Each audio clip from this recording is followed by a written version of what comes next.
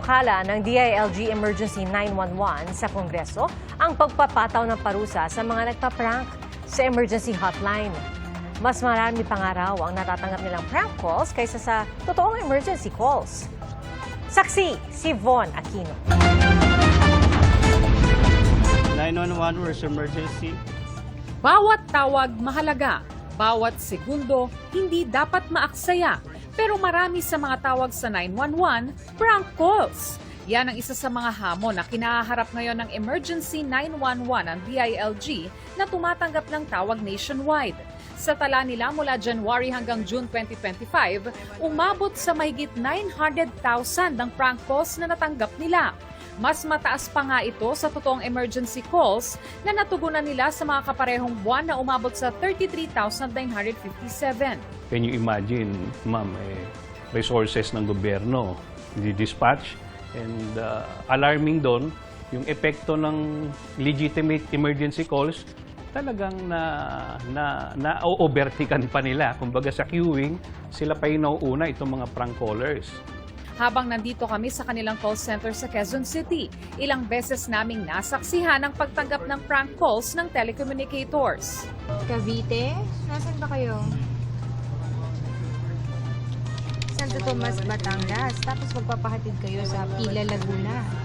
Personal na ano na po yan.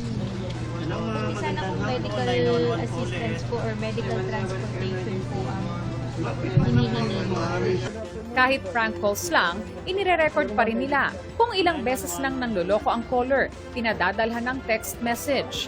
Nini-message po natin sila na not to use this emergency line because this is dedicated exclusively for emergency. Nakaka-distract kayo ng serbisyo. Pinapamonitor natin yan na nababawasan naman po itong number na ito. Pero ang ganitong problema, matutugunan na nila kapag naipatupad na ang modernization sa kanilang sistema. Malolocate na po natin, meron na pong emergency location services. Pupuntahan kayo, andyan ang kapulisan natin para mag-file ng kaso laban sa kanila. Buhay ang nakasalalay sa bawat tawag na kanilang tinatanggap. Kaya naman panawagan ng Emergency 911 National Office, huwag itong paglaruan. Laging isipin na paano kaya kung ang emergency call mo naman ang maunahan ng prank calls. Magpo-propose rin daw sila sa Kongreso ng parusa para sa prank callers.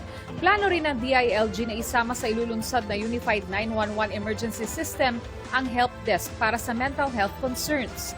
Ide-deploy daw ang mga trained professional mula sa National Center for Mental Health para magbigay ng psychosocial support.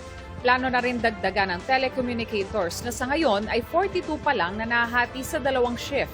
Ayon sa DILG, target na ipatupad ang full nationwide rollout sa Agosto o Setyembre ngayong taon. Para sa GMA Integrated News, Von Aquino ang inyong saksi.